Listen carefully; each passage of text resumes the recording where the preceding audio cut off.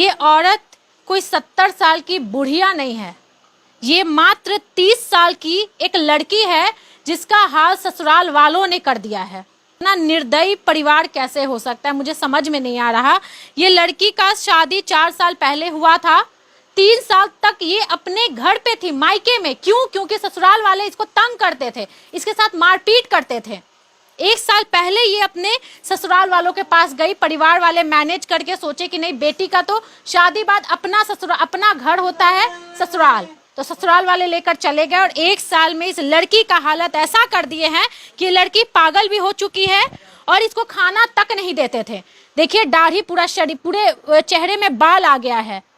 लग ही नहीं रहा कि ये कोई लड़की है। चेहरा अगर दिखाइएगा तो लग नहीं रहा ये लड़की है। अब सोचिए क्या हालत किया गया है। इसको 6 महीने से खाना नहीं दिया जा रहा था, सिर्फ बिस्किट खा करके ये जिंदा है अभी। कुछ दिन पहले मैंने रिपोर्टिंग करके चीजों को दिखाया, उसके बाद प्रशासन थोड़ा सा एक्टिव हुई और परिवार वाले, विकास नाम का ये लड़का है, माता पिता है इस लड़की के, प्रियंका नाम की ये लड़की है।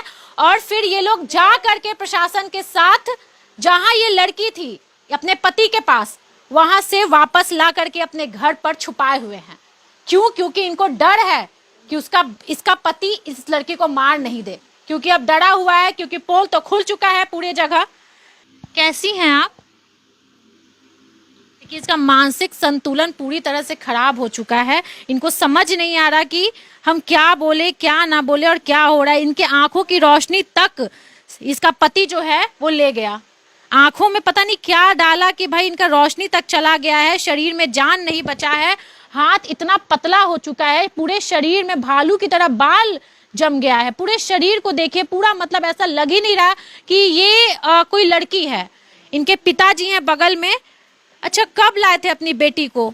27 को मैं लाया था प्रशासन के तहत।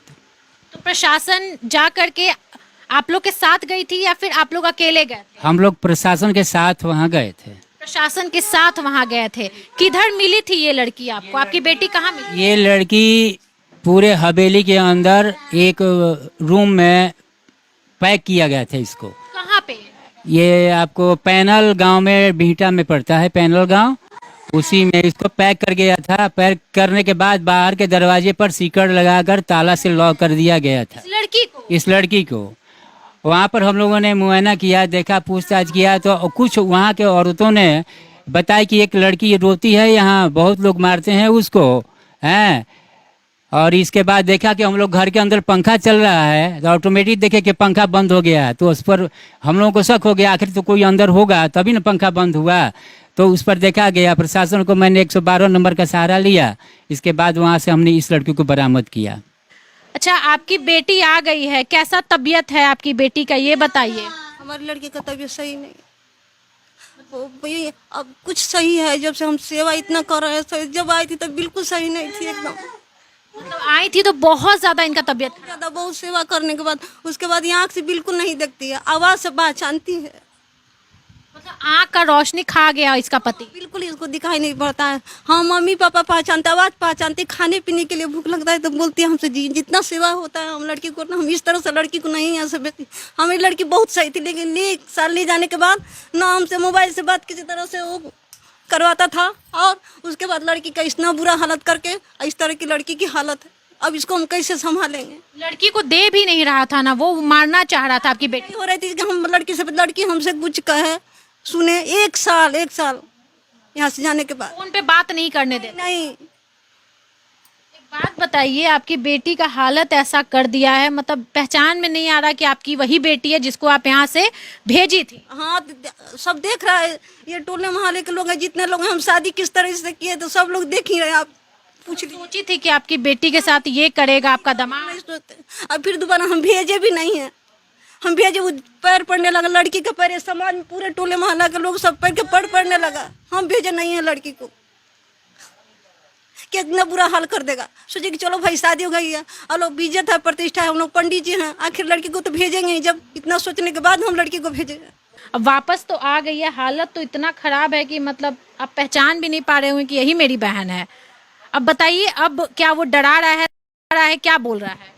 वो मतलब हम लोग को डरवा रहा है, जैसे कहने का मतलब कि वो चाह रहा है ना कि हम लोग केस वापस ले लें और मीडिया में सब मतलब हम लोग कुछ करें ही नहीं, मतलब वो चाह रहा है। न्यूज हाईलाइट ना करें, ये सब नहीं चाह रहा है और हम लोग को डर। क्या चाह रहा है? अब देखिए हम क्या बता रहे हैं, हम डर के मारे उधर जा भी नहीं रहे हैं, क्योंकि हमको डर अंदर से डर हो गया, क्योंकि वो पैसे वाला है, उसके पास भगवान 4-5 करोड़ रुपए दिए हैं, कुछ भी करवा सकता है वो। अच्छा, इतना हो गया है, आपने आवेदन भी दिया है, कार्रवाई की मांग भी की है, लेकिन अभी तक कोई सुन क्यों नहीं रहा है? उसका गिरफ्तारी क्यों नहीं हुआ आपके जीजा का? प्रशासन को मैनेज कर लिया है ना शुरू से ही। ये बताइए आज हम 2 महीने से दौड़ रहे हैं, मेरी बहन का हो गया कम से कम 7-8 महीने विदा हुआ हुआ है, 3-4 महीने से दौड़ रहा हूँ लापता के संबंध में। मेरे पास बहुत सारा आवेदन आपको दिखा चुका हूँ अगले वीडियो में, इस वीडियो में बता दूंगा। अभी एसपी का ऑर्डर मेरे पास 5 हुआ, अरेस्ट करे, अभिलंब गिरफ्तार करे, मतलब कुछ हो ही नहीं रहा है। एसपी साहब अपने कार्रवाई कर रहे हैं मगर थाना मैनेज कर लिया है। मेरे पास हर एक चीज़ वीडियो है, ठीक है, ये हम जानते हैं। वो हंस रहा है फोन पे, इसके पहले मतलब बात किए थे तो बोल रहा है कि एसपी क्या कर लेगा, एसपी के पास जा रहे हैं, हमको पता है, हमको डर लग रहा था जाने में भी कि बीच में अटैक ना कर दे। इस तरीके की मानसिकता मेरा हो गया है कि एक ससुराल में बेटी को इस तरह से परेशान किया गया, इस तरह से टॉर्चर किया गया, इस तरह से हाल कर दिया गया है, लेकिन यहाँ पर प्रशासन अभी तक इसके पति को, प्रियंका के पति को गिरफ्तार नहीं की है, पूछताछ नहीं कर रही है। गरीब फैमिली है, दौड़ रहे हैं कि मेरी बहन को इलाज, मेरी बहन को इंसाफ मिल जाए। इनके पिताजी दौड़ रहे हैं कि मेरी बेटी को इंसाफ मिल जाए। माताजी रो रही हैं। कब शादी हुई थी प्रियंका की? प्रियंका की शादी लगभग 5 साल पहले हुई थी। 4-5 साल हो गए। 5 साल हो गया। तो ये प्रियंका जब शादी हुई थी तो ऐसी ही दिखती थी? नहीं, प्रियंका तो बहुत अच्छी लड़की थी। ऐसी लड़की तो इस मोहल्ले में मिलना मुश्किल है। इसकी आवाज़ तक लोग नहीं सुनते थे। और हम तो इसको 1 साल पहले देखे थे, हम दिल्ली में रहते हैं। 1 साल पहले हम आए थे तो इसको 1 साल पहले देखे थे, तो लगभग दोपहर का समय था। इसकी हस्बैंड और इसकी जेठानी ये दोनों रघुनाथपुर में आए थे और हंगामा कर रहे थे। हमने भी पूछा कि क्या बात हुई, तो हुआ कि इसको भेजना है। तो गांव समाज मिल के बोला कि भाई लड़की का घर जो है उसका ससुराल होता है। सब लोगों ने मिलकर उसको कॉम्प्रोमाइज़ करके उसको भेज दिया गया। अब वहाँ भेजने के बाद अब 1 साल के बाद इसको आज देख रहे हैं हम। अब हमको तो खुद नहीं पहचान पा रहे हैं कि ये प्रियंका है। अब मैं क्या बताऊं। ऐसा लग रहा है कि बहुत इसको टॉर्चर किया गया, बहुत ज्यादा। हम तो ये आरा के जो एसपी साहब हैं उनसे यही प्रार्थना करता हूं कि इसके हस्बैंड को और इसकी जो जेठानी है जिसका उसके साथ अवैध संबंध है, अब अभी भी अवैध संबंध है, उसको तत्काल जो है गिरफ्तार करके और उसको कड़ी से कड़ी सजा दें, ताकि ये लड़की जो है, भगवान इसको हम आगे क्या कहें। हम तो देख के दशा हमारे अंदर में रुलाई छूट रही है। मैं क्या बताऊं इसको। तो जैसे माफ़ी सभी के सामने मांगा, थूक कर चाटा। माफी मांगा कि हम लेके जाएंगे और अच्छे से रखेंगे। हाँ, इसके बाद ऐसे नहीं रखेंगे, मतलब गलत काम कोई भी नहीं करेंगे। थूक कर चाटा भी था, बहुत गोड़ हाथ पर गिरा, फिर फैमिली वाले उनके हवाले कर दिए, उसके बाद ये हालत कर दिया, तब क्या हम लोग कह सकते हैं। बताइए, प्रियंका के पति का अफेयर उसकी ही भाभी के साथ था, जिसके कारण प्रियंका का ये हाल किया गया है। यहाँ पर एसपी साहब के पास दौड़ा जा रहा है, एसपी साहब सुन नहीं रहे। बताइए यहाँ पे क्या किया जाए। बताइए इस तरह बेटियां कब तक झुलसती रहेगी ससुराल में, कब तक बेटियों के साथ मारपीट होता रहेगा, कब तक बेटियां जल जाएगी, ये बताइए मुझे। ये देखिए आवेदन है जो एसपी साहब के पास दिया गया है, लेकिन फिलहाल एसपी साहब भी कोई कार्रवाई नहीं किए हैं। इतना कुछ हो जाने के बावजूद अभी तक प्रियंका का पति गिरफ्तार नहीं हुआ है। कि ये तो हम खुल के बोलेंगे कि थाना को मैनेज कर दिया। इसमें मेरी बहन का 60% थाना इसमें मिला हुआ है जान लेने में, क्योंकि आवेदन देने के बाद हमको लड़का समझ के भगा दिया जा रहा था, टॉर्चर भी किया जा रहा था। यहाँ तक वहाँ गए तो हम खुद आवेदन लिखे हैं। मुझे आवेदन जो भी मतलब मेरे साथ ऐसा तो हुआ नहीं है, फर्स्ट बार आवेदन लिखे हैं, मगर यहाँ पे आयु बोल रहे थे कि इसके तुम हम जैसे बोल रहे हैं वैसे आवेदन लिखो तब हम कार्रवाई करेंगे। इस तरीके से हमको टॉर्चर किया गया था। सजा तो उसको बहुत मिलना चाहिए, पर बट वहाँ आए तब तो उसको कुछ पता चलेगा।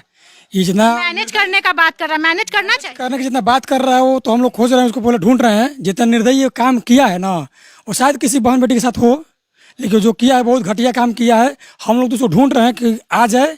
अगर मैनेज की बात कर रहा है तो हम लोग बुला रहे हैं कि आइए मैनेज घर पर होगा, उसके बाद पता चलेगा मैनेज होगा क्या होगा नहीं होगा। मैनेज करना है तो यहाँ पे आइए, गांव में आइए। अगर आप में हिम्मत है, अगर आपको लग रहा है कि आप गलत काम नहीं किए हैं, आप प्रियंका के साथ कुछ भी नहीं किए, तो आइए यहाँ पे मैनेज करिए, अगर आपको मैनेज करना है तो। सही बात है। जब इतना पैसा आपके पास, सबको खरीद लेते हैं, एसपी को, थाना को, जब इतना पावर है तो हमारे गांव में आने से डरते क्यों हैं? आप आइए हमारे द्वार पर, मैनेज करने के लिए तैयार हैं, पर आइए तो पहले। दूसरे से बात करवा रहे हैं कि गलत बात है ना। यहाँ पे लोगों का खून खौला हुआ है कि हमारे गांव की बेटी के साथ इस तरह से काम किया गया है। सारा प्रूफ है विकास के पास, सारा रिकॉर्डिंग है विकास के पास। अब सोचिए ये लड़का इधर उधर भटक रहा है कि मेरी बहन के लिए मुझे इंसाफ मिल जाए। जिस तरह से हम अपनी बहन को विदा किए थे शादी करा करके, अब देखिए क्या हालत कर दिया गया है। सोचिए एक भाई पे, एक माँ पर, एक पिता पे क्या बीत रहा होगा, कोई सोच भी नहीं सकता है दोस्तों। हम सोच रहे बात तुमको नहीं रखना था तो मैं रात में आते रघुनाथपुर गांव में छोड़ देते, मेरी बहन घर पे आई थी, उसको मारे क्यों? ठीक है, उसके घर में इतना खाना नहीं था देने के लिए, किसी घर में इतना अन्न फेंका जाता है देने के लिए, समझ जाइए। जो देखिए हम इतना समझ रहे हैं ना कि वो इंसान ही नहीं है। हम कभी एक्सपेक्ट नहीं किए थे ना कि इस तरीके का कांड करेगा। हम दिन भर खुश रहते हैं, अभी पछतावा नहीं हो रहा है। पछतावा नहीं, धमकी दे रहा है वो। देखिए हम ये तो देखिए हम वीडियो में क्लियर बोलते हैं कि हम हो सकता है कि अगले दिन रहे या ना रहे, क्योंकि हमको पता है कि हमको गोली मार दिया जाए, क्योंकि हमारा डर के मारे नहीं जा रहे हैं, क्योंकि हमको पता लगा है जो मैं आपके साथ कुछ गलत होता तो जिम्मेवार आपका जीजा होगा। अरे पूछने वाली बात है, वो किसी को बोल चुका है, पता नहीं किसको, पता नहीं, मेरे करीबी मुझे बोला है कि तुम डर के मारे आराम मत जाओ क्योंकि वो मरवा देगा तुमको। दोस्तों बस आप लोग से यही रिक्वेस्ट है कि इस वीडियो को जमकर शेयर कीजिए, जमकर शेयर कीजिए। और जो भी नियर थाना है, एसपी साहब हैं बक्सर के, और जो भी यहाँ पे जितने भी प्रशासन है और बिहार के मुख्यमंत्री, उप मुख्यमंत्री, सभी तक इस वीडियो को फैलाइए और दिखाइए कि हमारे बिहार की बेटियों के साथ कितना घिनौना काम होता है।